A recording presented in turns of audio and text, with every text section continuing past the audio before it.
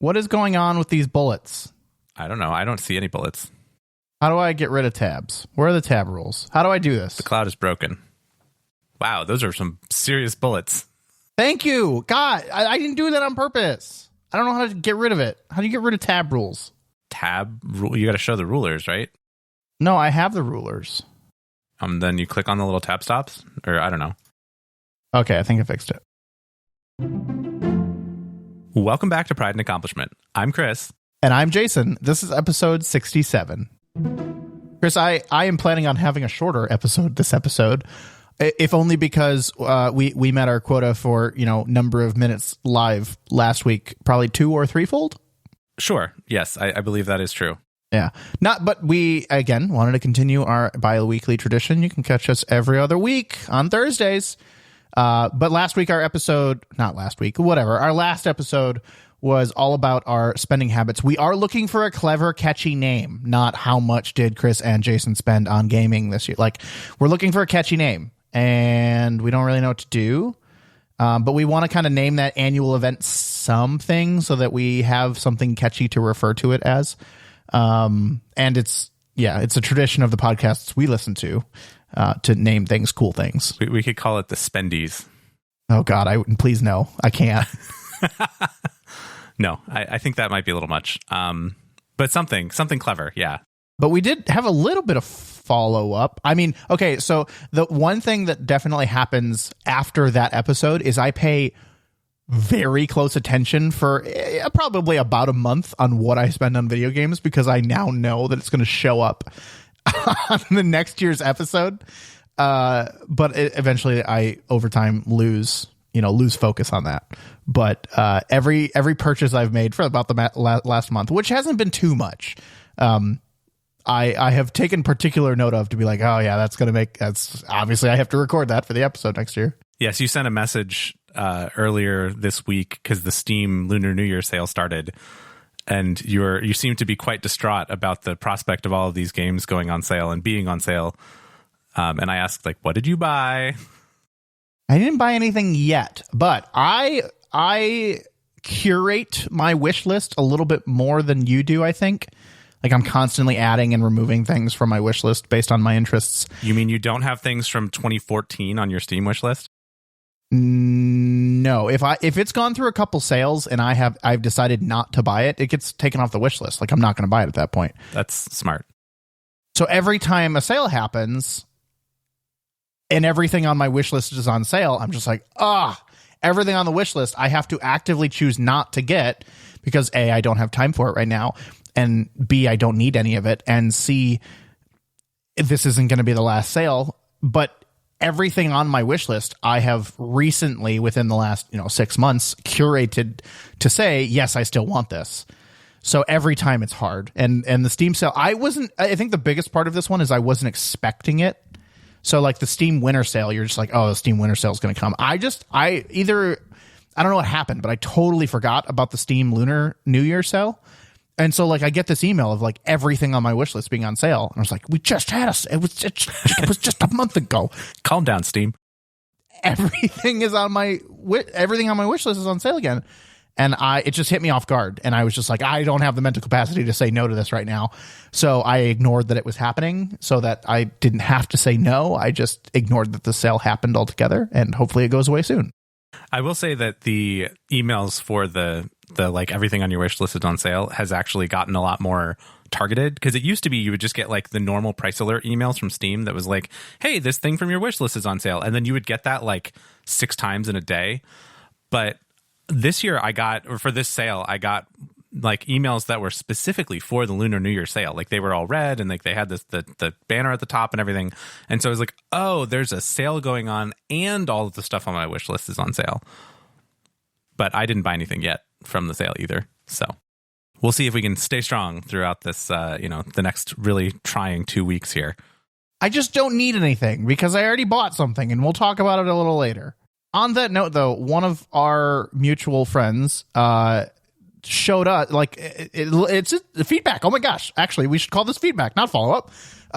Actually kind of reached out to us and said, hey, like, I'm really inspired by your or I don't know if inspired is the right word, but I was intrigued by your your spending episode. And I wanted to show you what I've done in the past on spending and playtime and all that.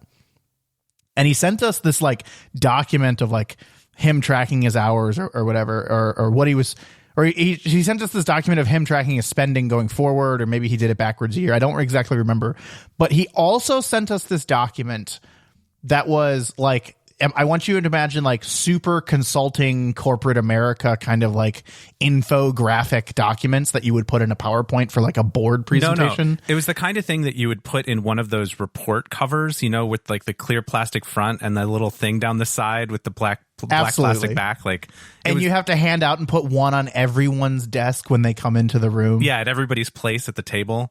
But it's also the same graphs are in a PowerPoint that you have a laser pointer for. Of course. Or even better, maybe a long wooden stick. No, they're little retractable, like the old school radio antennas where you like pull it out. Oh, there you go. There you go. Anyway, so he showed us this doc, you know, this it was honestly it was mind-blowingly inspiring to me because you know, I come from generally a world where a lot of people are asking for these kinds of documents, not about video games, but about other things. And I'm reading through it and the way, so there's a very specific way things are worded in these kinds of like PowerPoints and documents where like, you know, you generally have like the conclusion at the top of the PowerPoint slide and then like the graph, the supporting details below it. And it's just like, you know, it's a very structured kind of thing where you always have like if you don't care about the supporting documentation, you just read the top line and then you accept the rest of it as fact. But if you want the backup, it's right there. And it was just amazing to me, like what him and I think his wife had put together on like his gaming habits throughout the year on like number of hours, number of different games per day, like, you know, genres over time. And it was just so incredible. So it has inspired me to not only start tracking my spending more closely, which I have, I'm now going to try to track it throughout the year rather than maybe all at the end of the year. But I'm also now, I've decided I'm tracking my gameplay time. So every day after I play, I'm putting like how many hours I spent, what the game was, what the platform was, you know, recording the date. And I've installed some programs to help me with it. You know, it's kind of cool that it tracks like every minute of every program that I'm, you know, kind of focused on. But in the end, really the result is a document, hopefully at the end of the year, that will show me all of the games, how many hours, what the names were, dates, and, you know, I'm still thinking about what extra data to collect. So it's been a lot of fun so far.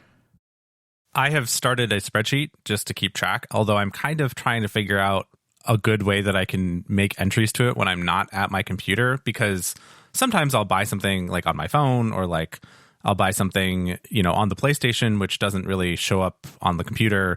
Like, I know for you, most of your gaming is PC, so it's like easy to just, you know, pop open the Excel spreadsheet and you know, work with it. So far, I've like, I've got to go back to my computer and open the Excel spreadsheet and work with it. So I haven't really come up with a good like entry system for that yet, but I'm sure I'll figure something out. I'll tell you my system. I've decided on how I'm going to track my spending. I always get an email receipt. Mm-hmm. Every time. And I'm a zero inbox kind of guy. So before, the emails, the receipts were zero action emails, right? I don't have to do anything. I just delete them.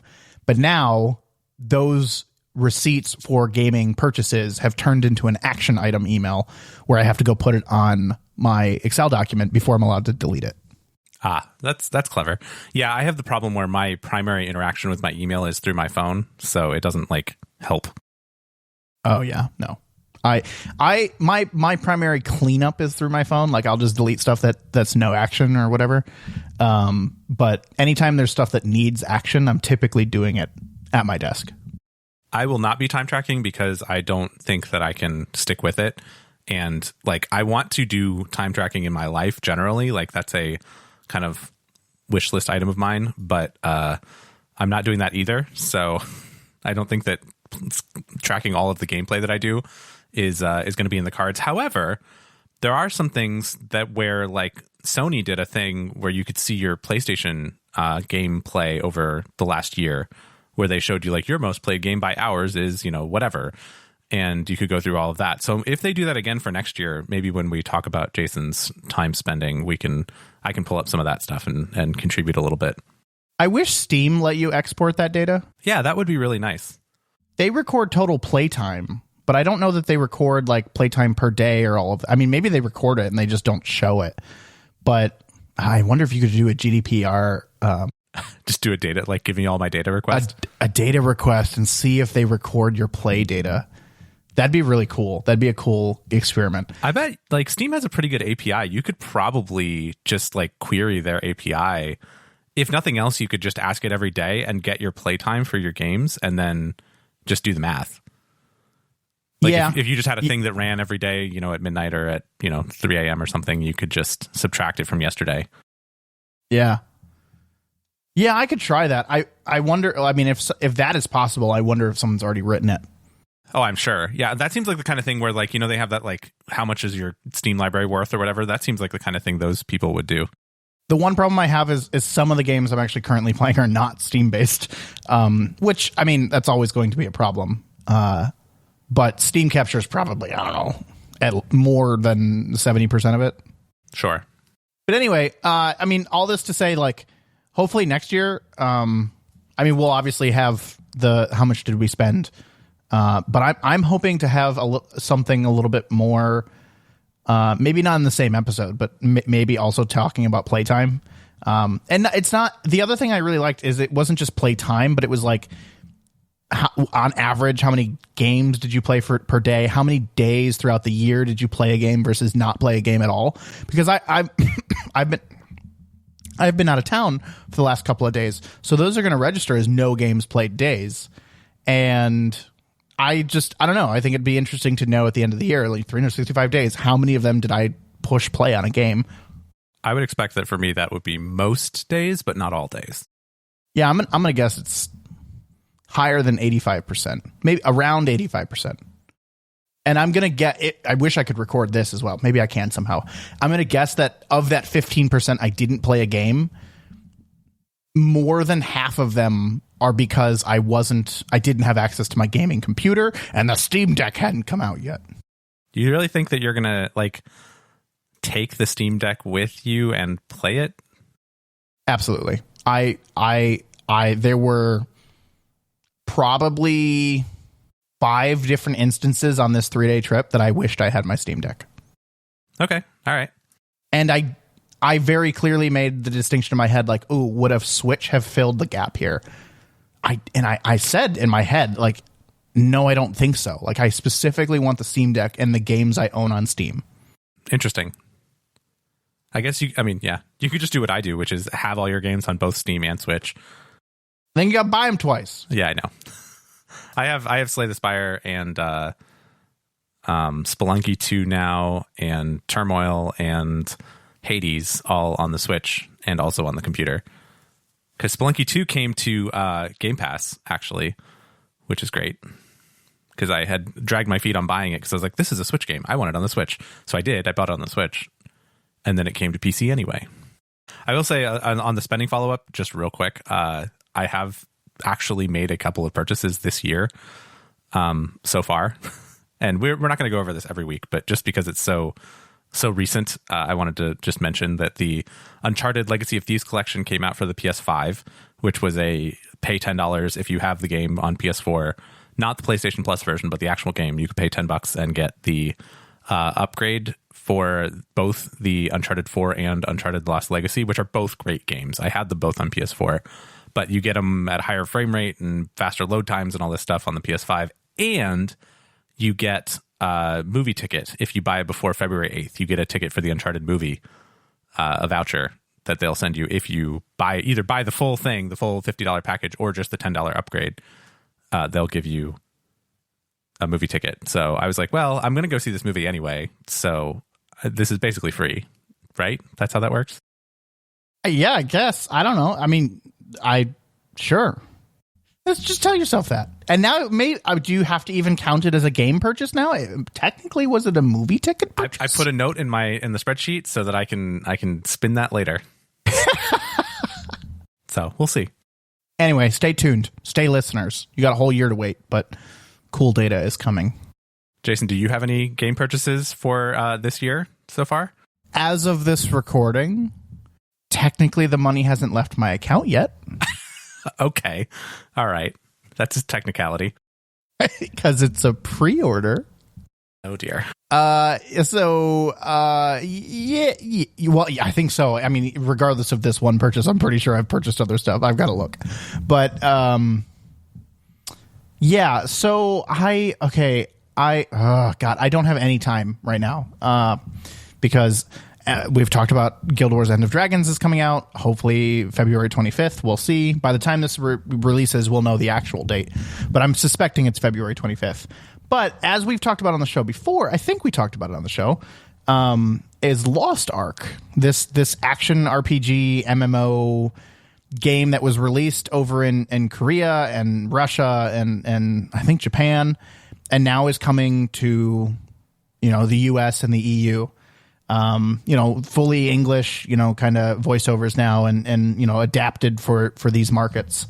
But Lost Ark looks so good, and I really, really enjoyed the beta. Like, I actually really enjoyed the beta.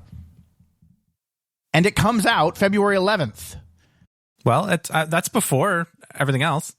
Yeah, well, yes, and it's a free-to-play game, but there's Founders Editions, and I wanted one. I'm not super proud of this purchase. I don't know why. I'm not super proud of this purchase, but I wanted the stuff that came with the Founders Edition. Okay, so let's just start. Like, Founders Editions are essentially like bundles of things that are only available for pre-order. Like, you can only get them up to the minute the game becomes available. You do get a 3-day head start, which honestly, like, it's during the week. It's February 8th to February 11th. Like, I'm barely going to use it. So that really wasn't the value there, but you get a whole bunch of other stuff, and including $70 worth of premium currency. So right there alone, it's, whatever. The value is there. The value of the thing I bought, the Platinum $100 Founders Edition, was there. You also get a fancy title that says you're a founder, and if the game's around for a long time, you can never get it again. It's whatever. But anyway, I was very interested in this game, and I decided to spend the money, hopefully once. Like, I'm hoping that this purchase for $100 like prevents me from ever having to put more money for a very long time into this free-to-play game. But I am looking forward to Lost Ark, and it was a big purchase. It was the big purchase of January, video gaming wise. Yeah, I'm looking at the website and looking at these founder pack things, and I mean, they've got a lot of stuff there. I mean, I guess if it's something that you want. So I did a lot of research on like which one is like, is it worth it at all? Like, should I even bother? And the general consensus is the lowest tier one, the $15 one, and the highest tier one, the $100 one, are actually kind of worth it. Like, if you want to spend $100 on the game, the Platinum pack was not a bad deal. It was actually like a pretty good deal. And the lowest tier one, for like what it gives you for $15, is actually a pretty good deal for $15. So I didn't hesitate like buying one of them. Like, I knew I wanted one of them. I really had to make a decision, like, do I really want to throw $100 at this or not? And I'm so nervous about it because it's published by Amazon Games, but it's not developed by Amazon Games. So I'm just like really nervous about it. Like, I don't want another New World, but they're not the developer. They're just the publisher. And that's what I'm kind of I'm kind of hoping for, that like it doesn't negatively impact it. But because the developer is still very much involved. But they need to release it to an American audience, essentially is what it comes down to. I don't know. I just, God, I don't know how to feel about it. I really want to play it, but I don't know. Like, I'm really, really nervous about it. I'm really nervous about it turning out to be like a total dud. Yeah, I'm looking at these founder things and like, man, that founder's title, $15, you could get a founder's title. And I'm like, well, I could, but I'm probably never going to play this game. So I should probably just not even pretend to think that I would do that. I'm looking at my calendar right now, and I'm looking at like February 11th, and I will be out of town, and then I've got all this other stuff going on, and it's just, that's not going to work. So there's no point. I mean, I'm not going to play it in the first probably week that it happens, and so therefore I should just not even try. I see this game I think maybe potentially, because it's free to play, as another potentially pick it up when you want to like get into it for a couple weeks kind of thing. You know, that's kind of what Guild Wars was for a long time, and I've gotten really into Guild Wars lately. But I feel like in the grand scheme of it, I'm not going to be a Guild Wars player forever. Like I'm definitely enjoying it right now, but as we all know, like I don't stick with a game forever. It's just not something I do. And I feel like Lost Ark has the potential to be another game that I pick up whenever I want because it doesn't have a subscription. It's free to play. It's, you know, it's a very, very wide MMO. The other thing I like about Lost Ark is it has major horizontal progression similar to Guild Wars, but it also has a very deep vertical progression. So you can do lots of different things that all kind of contribute towards the goal of the gear treadmill, but they may earn you like upgrade materials or, you know, things that will help you on the gear treadmill. But there are very specific activities that are a vertical gear grind. And I really like that. Like I really like the horizontal progression of Guild Wars, but I've been reading and listening a lot about Lost Ark's horizontal and vertical progression systems and how like really what the end game looks like. And it's very intriguing to me. It's very interesting. And the raid bosses, when you get to the super high levels, look freaking impossible. And that like is kind of cool to me. So do you think you're going to like find a guild and like, you know, have raid night as whatever and like go through the whole community aspect of this? Or is it just something to kind of as a novelty? I don't know that I will at the beginning. I do know that it has really good LFG kind of tools for most of the, what I'll call low level end game stuff. You know, similar to, you know, dungeons or non-mythic level raiding in World of Warcraft. So I have a feeling I'll get involved with that. I did join a guild that like one of the prominent YouTubers of this game is essentially building. Whether I'll be an active member of that community or just kind of use it as an LFG ground, I don't know. I really don't know yet. But I could see myself getting pretty involved with this game. I just don't know yet. I think I agree with you that the first couple of weeks, I'm not going to get super dedicated because I know that as soon as Guild Wars End of Dragons comes out, that will be my game for a couple weeks, at least, a month. It will be my primary game. The timing is really poor. Like, let's just be clear here. Like, 2 very prominent MMO games with a major release in February. 3 if you count Destiny. I mean, Destiny's not an MMO. It's really not, but there's 3 prominent like expansions or releases in the MMO or in the online multiplayer space. Live service games. There you go. Live service games. That's very poor timing. So I have a feeling some of it was pushed. Like I wonder if Destiny was pushed from the holiday season. I wonder, the Guild Wars never announced an earlier release date. But I wonder if they were originally shooting for a, earlier release date. Most of their other expansions came out like midsummer, and so a February one is a little weird for them. And then Lost Ark is just a brand new game release. I think a February timeline for that is fine, but it just sucks. Like two, even 3 if you count Destiny, which I really don't anymore. But 2 games that I'm very, very interested in are coming out at the same time. Yeah, I was just looking to see if WoW was also, deciding to put something out the same week, because that would just be classic. But I haven't played, as we talked last time, I haven't played WoW in forever, and I don't actually know. But they seem to be on a forever timescale for patch 9.2, which is their next, quote unquote major content drop, which is basically nothing. So does that change? Is that the one that like changes the season for the mythic dungeons? It does. Yeah. It will change the season for the mythic dungeons. It will add a raid, like a raid wing, or not a raid wing, but a raid. So there'll be like a new top of the vertical progression and a new final boss. And like it is, I mean, it's a major content update, but it's still within the same expansion, and it's still generally the same underpinnings and the same kind of framework that they've set in this expansion particularly. So I'm not at all really excited about it. as we talked last time, and it's probably not going to bring me back. And like I said, my subscription expires in like, I don't know, maybe 2 weeks-ish, and that's okay. Does that mean there'd be another world first raid or a race? Yes. Yeah. So there's a world first raid boss. They do that whole thing right around when the patch comes out, and it takes about a week. Yeah, those are exciting. I think those are exciting, but it doesn't get me to play. It just gets me interested. Yeah, you just watch that thing until somebody does it, and then it's done. Yeah, exactly. Like, it's over now. But it's cool watching them discover mechanics and stuff. Agreed. On the subject of World of Warcraft a little bit, did we want to talk at all about the big Microsoft Blizzard news? Oh, God, I forgot all about that. Yeah, I know that it's not in our document here, but as I was looking at things for WoW, I was like, oh, right, that happened like last week. Yeah, it's not in our document, so I'm gonna do like a really quick call out to the other thing that's in our document, and we're just probably gonna skip it.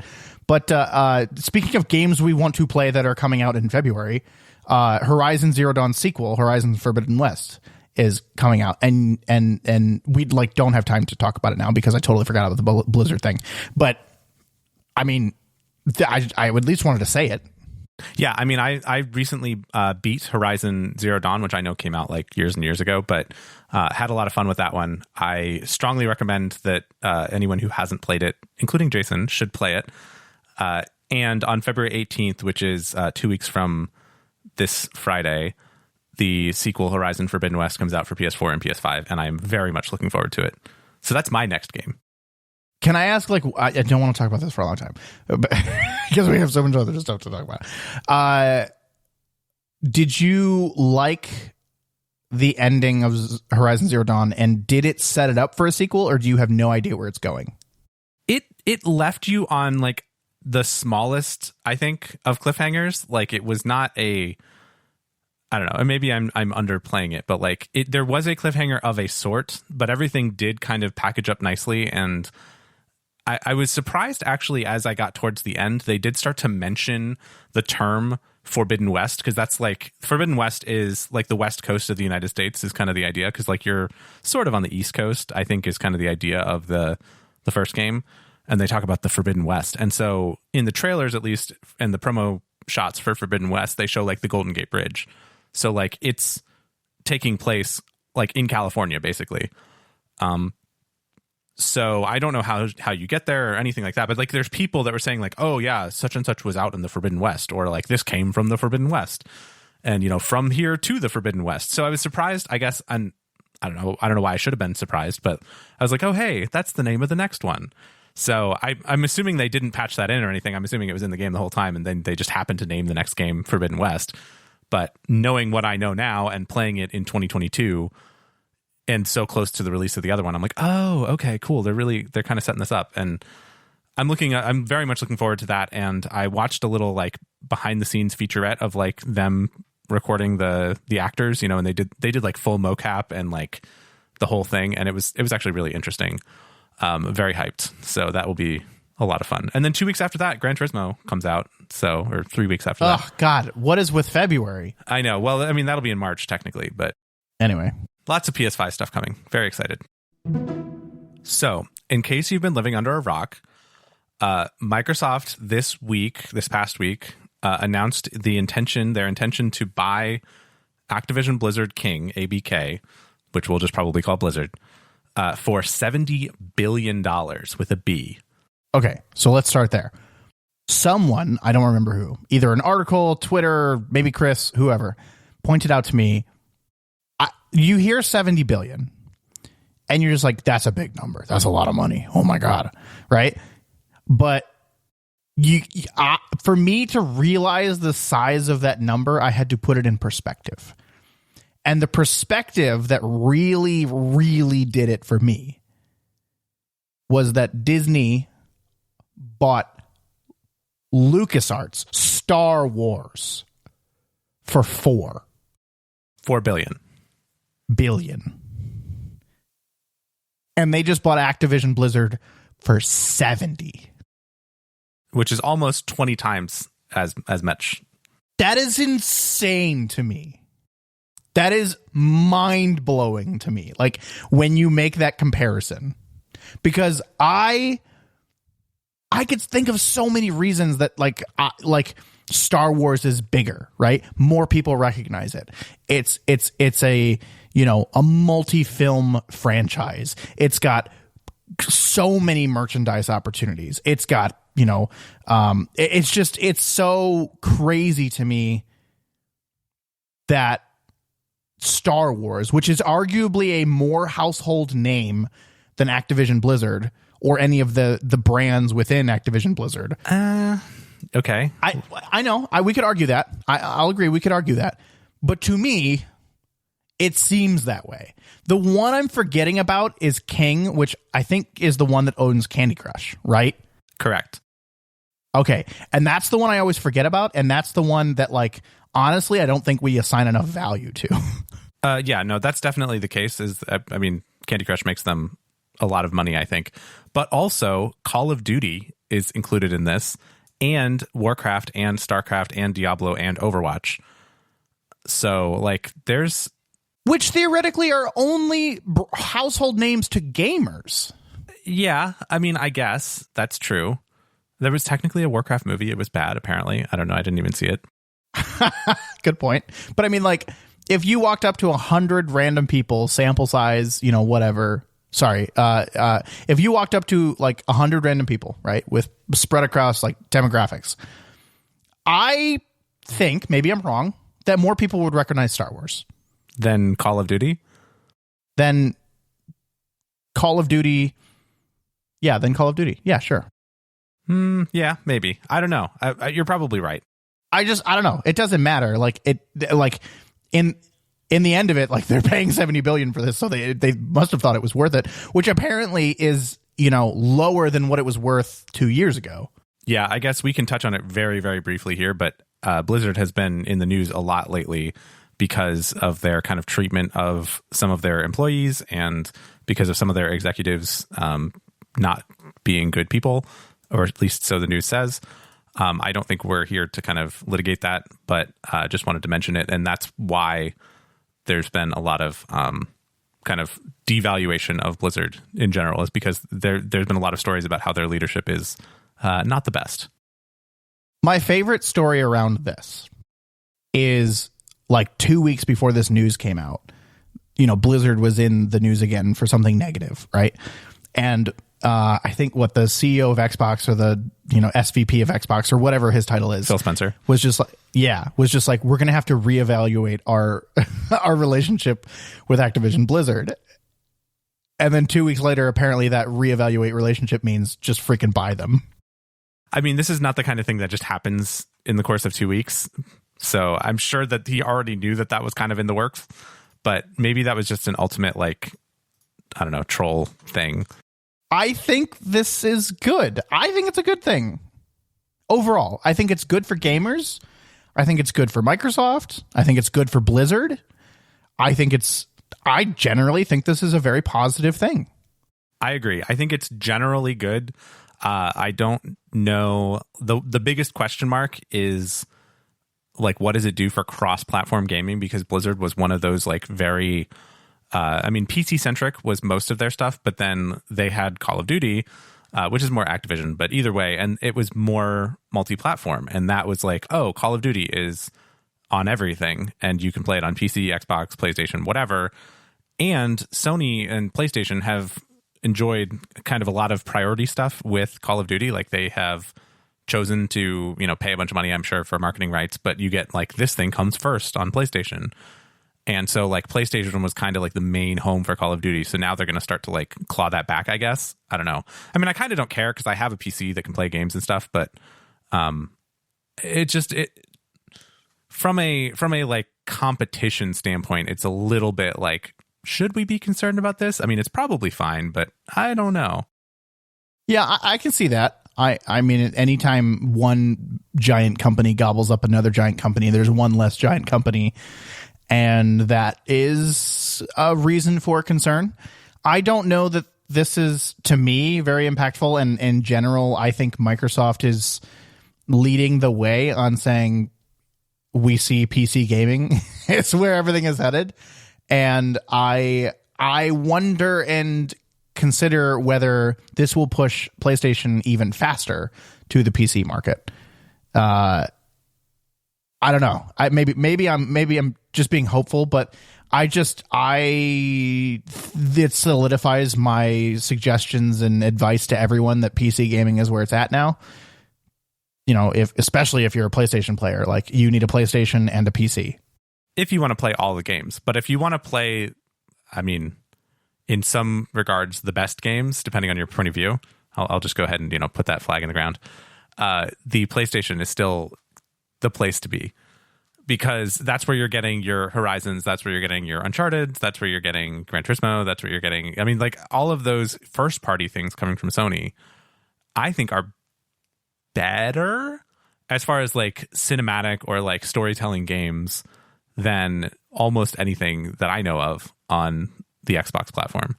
I generally agree that Sony puts out very, very good games.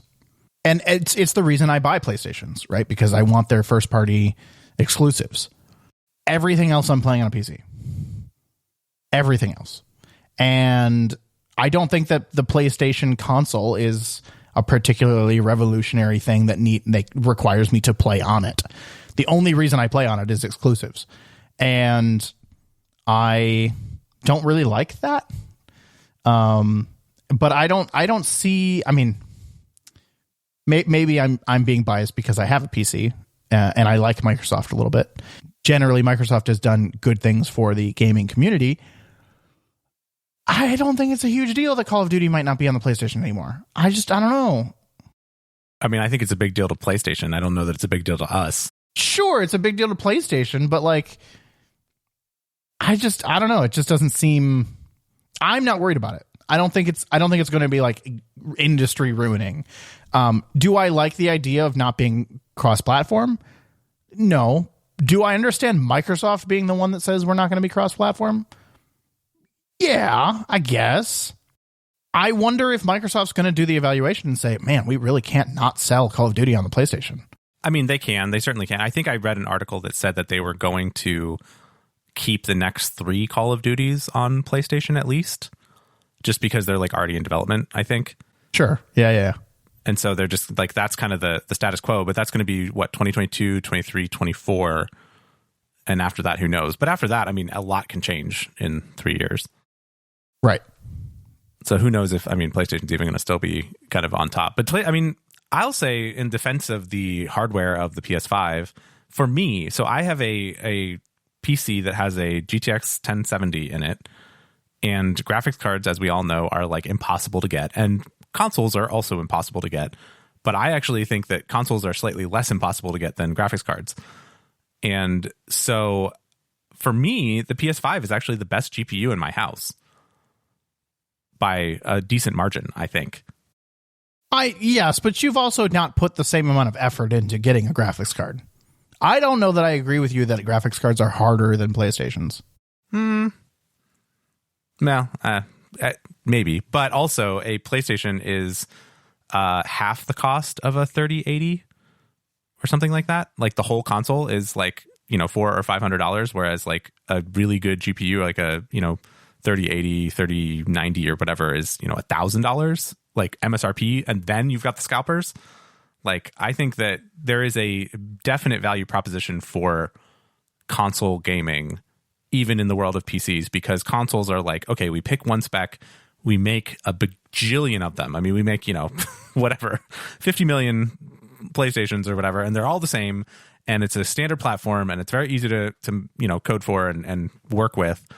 And it's easy for consumers because it's just like, oh, I just get the PlayStation and then I plug it in and it goes. Like, you can argue about, Xbox Series S and Xbox Series X and how the Series S can't do, quite as much 4K stuff and whatever. But I still think there's like an ease of use aspect to the console side that like you got to consider like the whole market, not just like us. I'm not saying that consoles are bad. Like I'm not going to start there. I own a PS5. It's like I see. I mean, I don't think I see their value, I guess, right? Particularly for people that are not technically inclined, that just want the whole package, that just want to plug and play. I get it. I still don't know that. I would be mad at Microsoft if they removed Call of Duty from the PlayStation. I don't know that. I don't know that would violate what I consider like horrendous for the industry. Like it doesn't seem to violate the same ideas as PlayStation not allowing crossplay for Rocket League with Xboxes. Like it just doesn't violate the same thing. It just doesn't rile me up the same way. Which would be interesting because then they would be completely cutting out that entire platform. Like at least on Rocket League you can play, I mean now you can play crossplay anyway, but like at least on Rocket League then you could play across PlayStation people, but this would be saying like, okay, PlayStation people, you just don't get this game. Like no Call of Duty for you. It's just not yours. We're just disabling the game. You just don't get the game anymore. We're not disabling crossplay. We're just not selling it on that. It just becomes an exclusive. It becomes an exclusive, just like exclusives that exist on PlayStation. I don't see it as offensive. Like, do I like exclusives? No, but like I just don't see it as offensive. I think. I mean, I agree because I think in the case of crossplay, it's a business decision, not a technical one, and in the case of making a game on two platforms, that's a technical decision that requires a bunch more work. So like it's less egregious because it's more work, whereas in the case of crossplay, it's flip a switch and it would work, they did accidentally, like they accidentally did, and then got their hand slapped by Sony or whatever. But like, yeah, that's why that is so egregious in your mind. I think is because it's like not a technical limitation; it's just a pettiness thing. Whereas this would be, I mean, to me anyway, at least, I'm justifying it by saying this would be a significant amount of work for Activision to make Call of Duty twice, for Xbox and for PlayStation. And you can say what you want about everything is just a PC under the hood, so it's really not that much more work and blah, blah, blah. But like, there's different networking APIs, there's different, interfaces and integrations and all that stuff you got to do on the different consoles. So it's not zero work. It's not flip a switch and it works. It's, do this port and it will work. Yeah, I don't know. I don't know that that's the reason, but I don't know. Can we move on to the question that's definitely burning in my mind and hopefully is burning in everyone else's mind? Sure. What's your burning question? Does this mean Call of Duty and other Blizzard games will be included in the best deal in gaming? I think they probably will be. I think of some sort. I think the Call of Duty will probably be on Game Pass, which I think is the question. Here's what I think. Okay. I don't think that's true. No? No. Why? I think specifically, let's talk about Call of Duty because that's the one you brought up. I think Blizzard is actually a different conversation. But I don't think it's out of the realm of possibility that Microsoft will make another tier. Similar to how EA works, where there's EA Play and EA Play Pro. I foresee potentially Microsoft building towards somehow to take more money monthly. And I don't know that they can simply raise everyone's price because they're already at $10 a month normally, right? Already at $10 a month. But for Xbox for Xbox Game Pass for PC. But I could see them doing Xbox for Game Pass PC Platinum, Ultimate, Ruby, I don't know, whatever, where it's $20 a month and you really get everything, or $15 a month and you really get everything. That's kind of what they have to raise the price. They like for $70 billion, they have to raise the price if they're going to include these games in Game Pass. And Game Pass is like amazing and the like current like ultimate subscription service of Xbox, right? Like I feel like they have to include it, but I don't know that they can do it for $10. Yes, but I think they could actually take the Netflix model and they could, boil the frog a little bit and go up $1, every 6 months for a while until they get to 15. And I don't know how many people would actually say, oh, that's not a good deal, as they add stuff like Call of Duty and like they have EA and they have all this other stuff. Like, I don't know. It seems like they could just straight up raise the price and people would pay it. I mean, I think if you were like, every game I play, I get from Game Pass, and it's only $15 a month or $20 a month even, and be like, wow, this is better than the bad old days when I had to pay $60, every month or two to get my next game I wanted to play. I know that we can argue about subscriptions at some point, because I'm not sure that I totally agree with what I just said, but that's the alternative, right?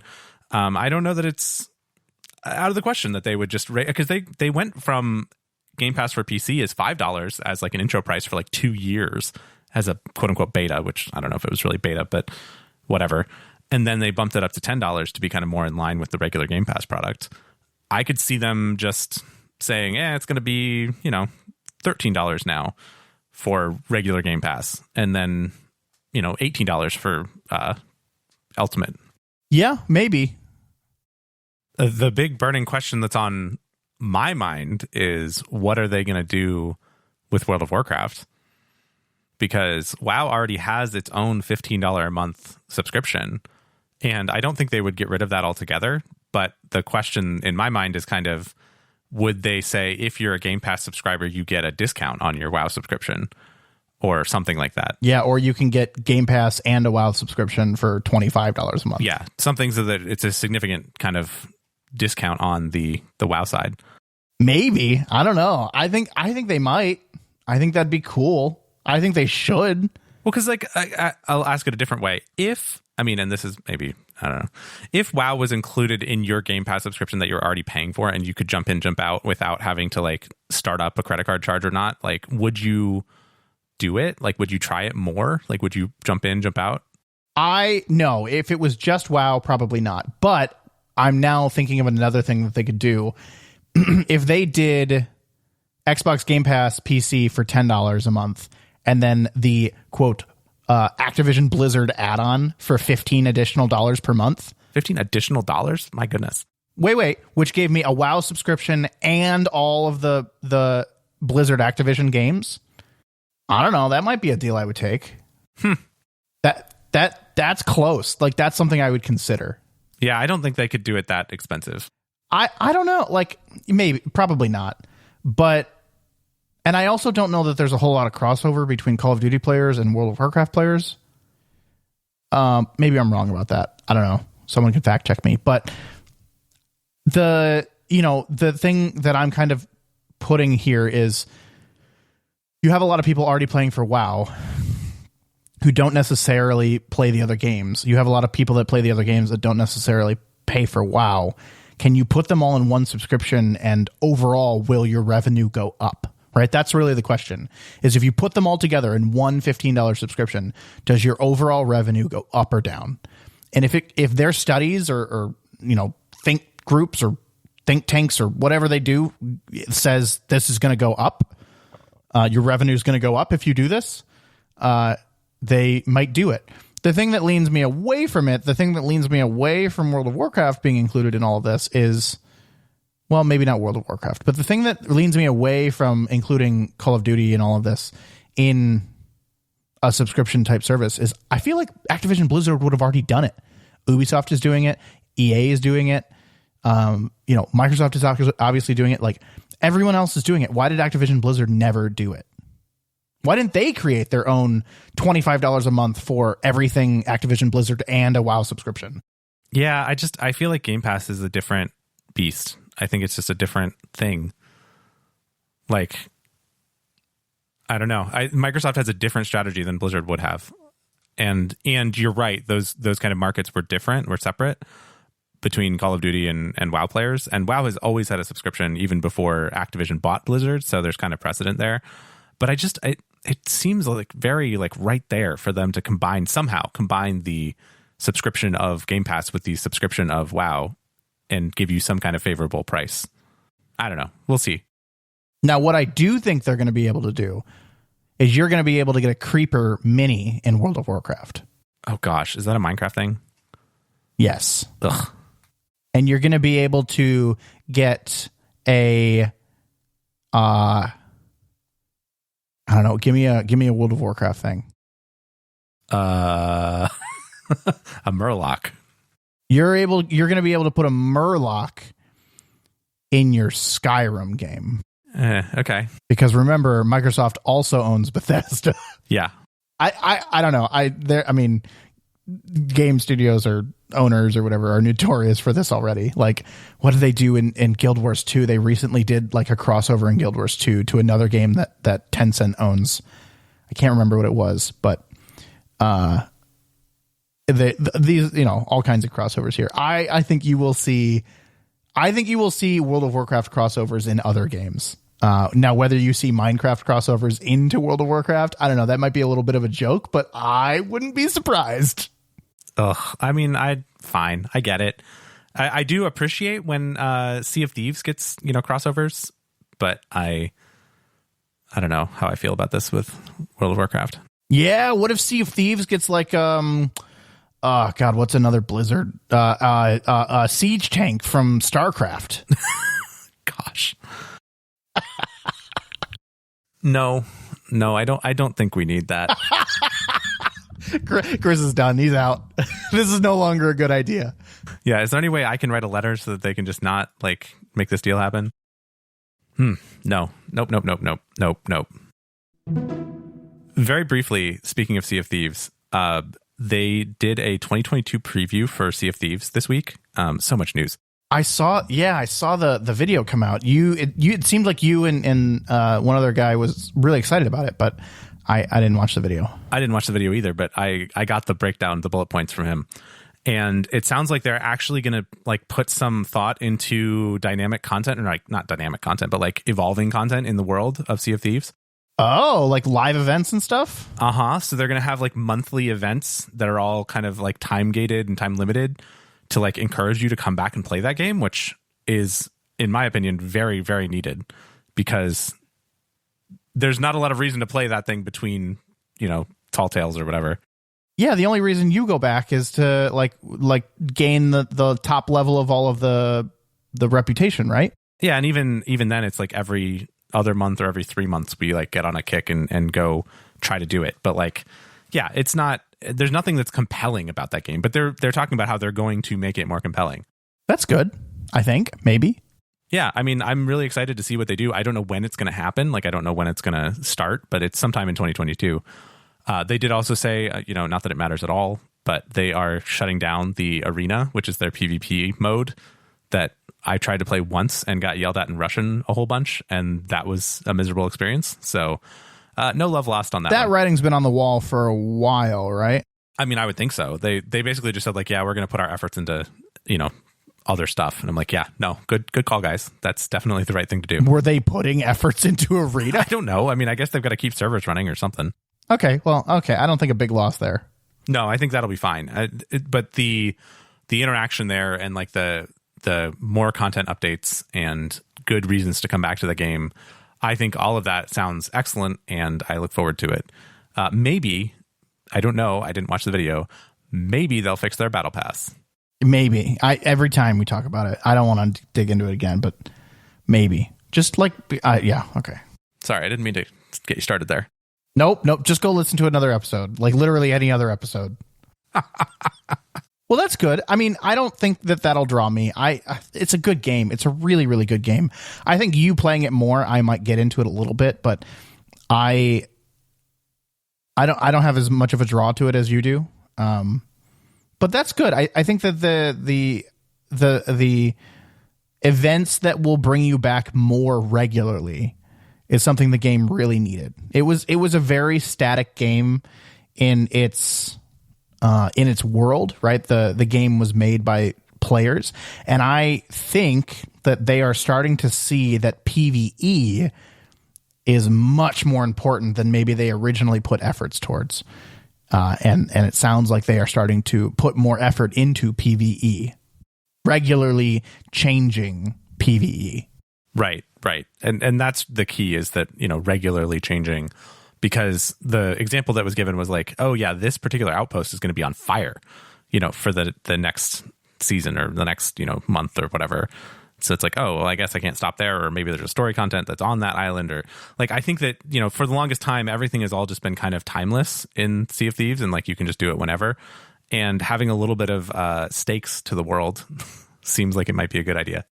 So I'm hopeful that they pull it off. I'm looking forward to playing a little more Sea of Thieves sometime in 2022, but hopefully after February and March, because as we've talked about, there's a whole bunch of stuff going on in the first quarter of this year.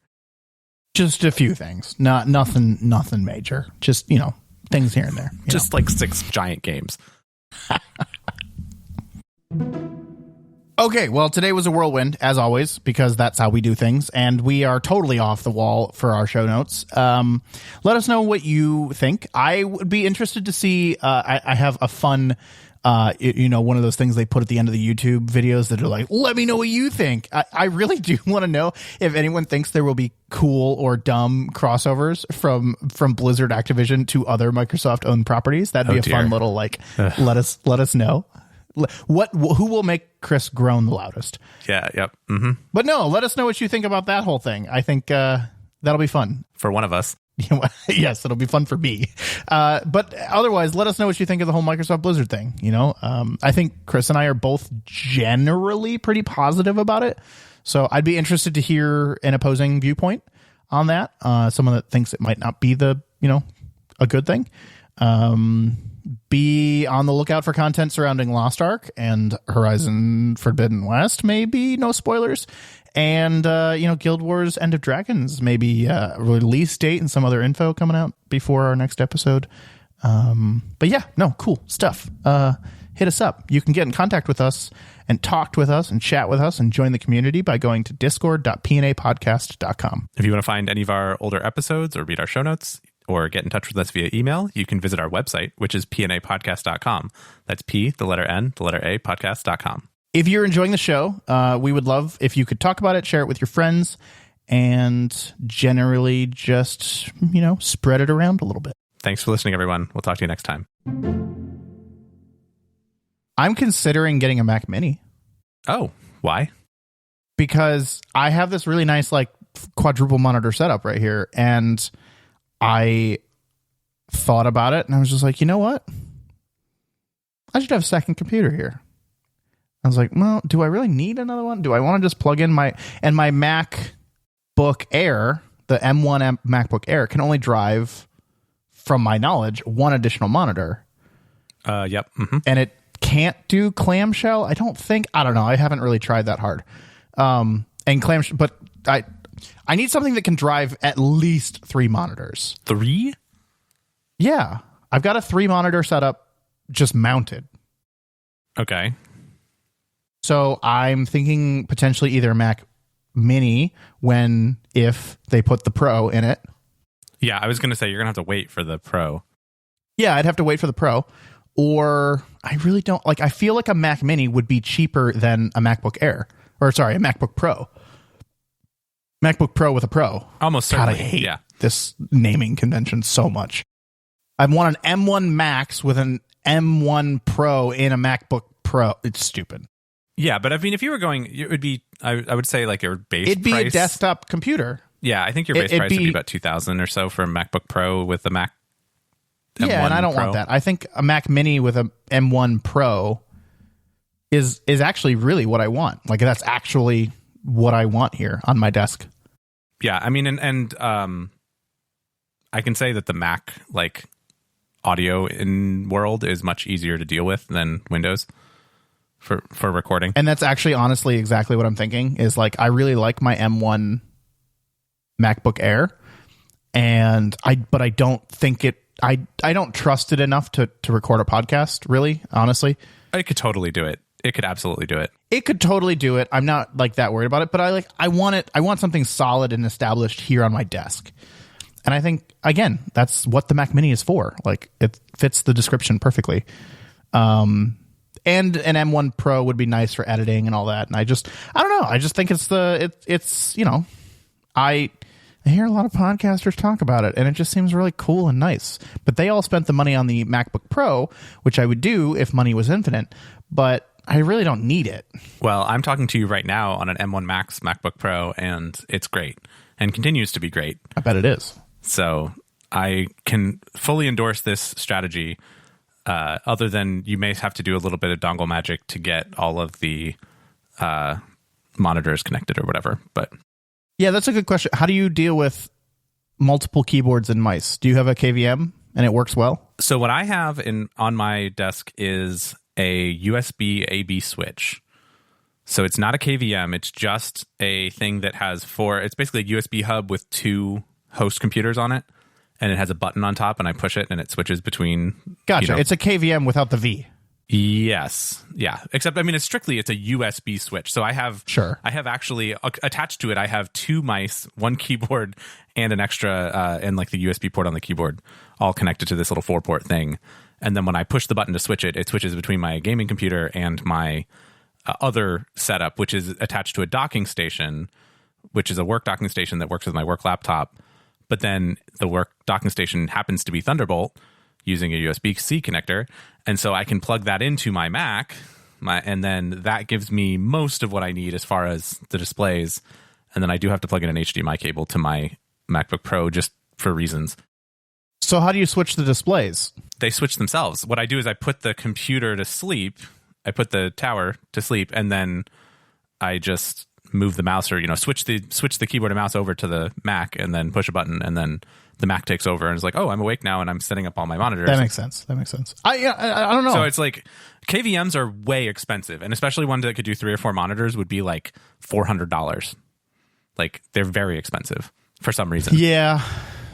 Well, it's typically when you get up into that much stuff, they're enterprise corporate-y stuff. Exactly, and that's why they're so expensive. And you're like, no, I'm just a nerd. I have a bunch of stuff on my desk. And theoretically, they should be reliable, but I'm not sure I want to spend another computer's worth of money on a KVM switch. No, I think this is a $20 USB switch plus this little docking station, but you wouldn't even need the docking station with the Mac Mini, because you could. Well, I mean, you could use a docking station with it if you wanted to, but you could just get some. I have a really good recommendation on USB-C to HDMI dongle things, and those work quite nicely, and they're like $18 a piece. Okay, all right. Those might actually, the USB-C HDMI dongle might work with the M1 MacBook Air, but you don't have that many ports, so I don't know how that would work. 2 ports, but it's not something I'm interested in trying.